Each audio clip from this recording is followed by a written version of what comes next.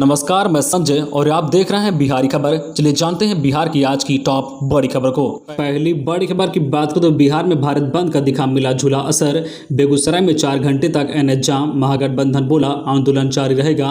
किसान संगठनों के आह्वान पर सोमवार को होते भारत बंद राज्य में कहीं असरदार तो कहीं मिला जुला रहा। इस बंद का सबसे ज्यादा असर बसों और ऑटो के परिचालन पर रहा। बंद समर्थकों ने कहीं ट्रेन भी रोकी। इस कारण यात्रा करने वाले लोगों को परेशानी का सामना करना पड़ा। अगली बड़ी खबर की बात करें तो बिहार में गुलाब के कारण 7 अक्टूबर तक बढ़ा मानसून। बंगाल की खाड़ी में सक्रिय चक्रवाती हवाओं ने अक्टूबर तक बढ़ाया मानसून का समय 23 सितंबर तक होता है। तूफान ने 7 अक्टूबर तक बढ़ाया। गुलाब तूफान का बड़ा असर मानसून पर पड़ा है। 23 सितंबर तक खत्म होने वाले मानसून इस बार बंगाल की खाड़ी में सक्रिय चक्रवाती हवाओं की वजह से अक्टूबर तक जाएगा। मौसम विभाग के मुताबिक बंगाल की खाड़ी से लगातार नमी बिहार के विभिन्न हिस्सों में पहुंच रही है। इस कारण मानसून के 7 अक्टूबर तक बढ़ने की संभावना है। बंगाल की खाड़ी से लगातार नमी बिहार के विभिन्न हिस्सों में पहुंचने के साथ चक्रवाती हवाओं का प्रभाव पश्चिमी बंगाल, झारखंड, बिहार से होते हुए हिमालय की तराई के क्षेत्रों में स्थित है। इसके साथ ही गुलाब तूफान के प्रभाव से बिहार में मानसून अवधि में 7 दिनों की वृद्धि हुई है। 30 सितंबर तक बिहार से वापसी करने वाला मानसून के अब 7 अक्टूबर को वापस लौटने की संभावना है। अगली बड़ी खबर की बात करें तो 15 अक्टूबर तक ये है कोविड प्रोटोकॉल। स्कूल, कोचिंग और दुकानों के स्टाफ को देना होगा वैक्सीनेशन का प्रमाण पत्र। 2 गज की दूरी के साथ सैनिटाइजर नहीं दिखा तो होगी कार्रवाई। कोरोना को लेकर अनलॉक हो रहे बिहार में अभी पूरी तरह से छूट नहीं होगी। सरकार ने 15 अक्टूबर तक के लिए नई गाइडलाइन जारी कर दी है। इसके तहत स्कूलों और कोचिंग सेंटर्स के साथ दुकानों, होटल, रेस्टोरेंट पर काम करने वाले कर्मचारियों को वैक्सीनेशन का प्रमाण पत्र देना होगा। इसी बीच छोटे बच्चे के स्कूलों और आंगनबाड़ी केंद्र भी खोले जा रहे हैं। इस कारण से सख्ती बढ़ाई जाएगी। आंगनबाड़ी केंद्र और छोटे बच्चों के विद्यालय खोलने को लेकर भी एसओपी जारी की गई है। अगली बड़ी खबर की बात करें तो नीतीश के मंत्री का बड़ा बयान, अब हम विशेष राज्य के दर्जे की नहीं करेंगे मांग। इस वक्त बिहार की सियासत से जुड़ी एक और खबर सामने आ रही है।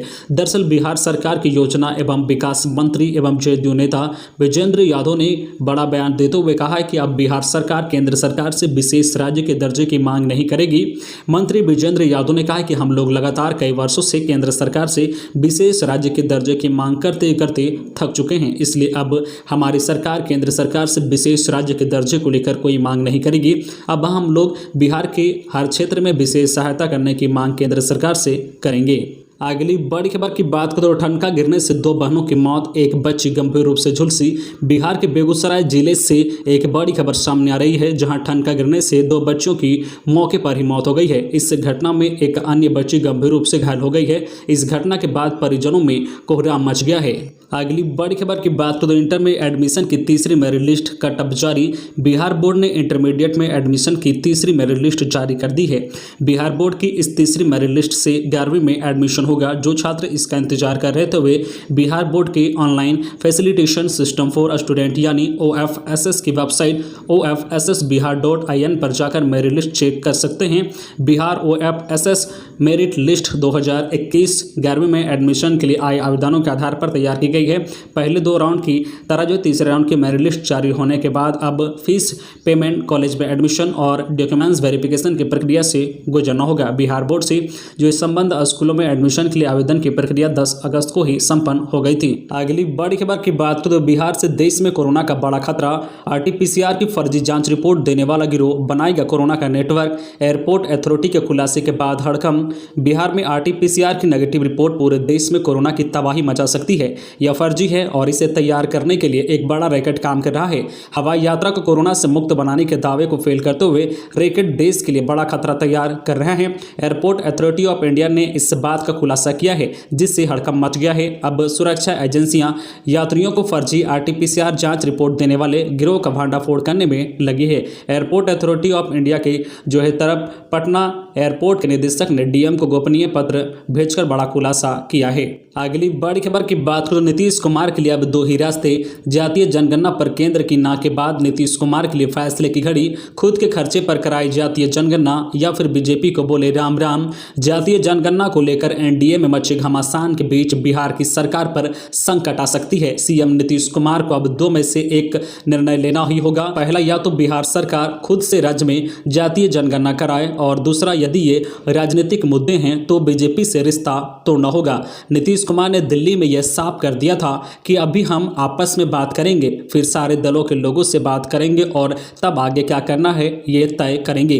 नीतीश कुमार के इस बयान के जो मायने निकलते हैं उससे साफ है कि आने वाले दिनों में बिहार में बड़ा राजनीतिक घटनाक्रम होने वाला है। हालांकि नीतीश कुमार ने पीएम नरेंद्र मोदी से मिलने पहले इस बात के संकेत दिए थे कि जरूरत पड़ने पर वो खुद जातीय जनगणना करा सकते हैं। अगली बड़ी खबर की बात करें तो कांग्रेस वरिष्ठ नेता और पूर्व मंत्री खालिद रशीद सबा का निधन, सीएम नीतीश ने जताया शोक। कांग्रेस के वरिष्ठ नेता पूर्व मंत्री खालिद रशीद सबा का सोमवार सुबह पटना के एक निजी अस्पताल में निधन हो गया।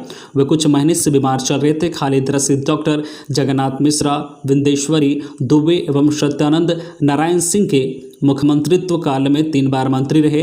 वह विधान परिषद सदस्य के रूप में 2 बार चुने गए थे। एक प्रदेश कांग्रेस के कार्यकारी अध्यक्ष भी रहे थे। वह विधान परिषद सदस्य के रूप में 2 बार चुने गए थे एवं प्रदेश कांग्रेस के कार्यकारी अध्यक्ष भी रहे थे। वे अपने पीछे 2 पुत्र समेत भरा पूरा परिवार छोड़ गए हैं। मुख्यमंत्री नीतीश कुमार ने पूर्व मंत्री खालिद रशीद सबा के निधन पर गहरी शोक संवेदना व्यक्त की है। मुख्यमंत्री ने कहा कि वे एक कुशल राजनेता थे।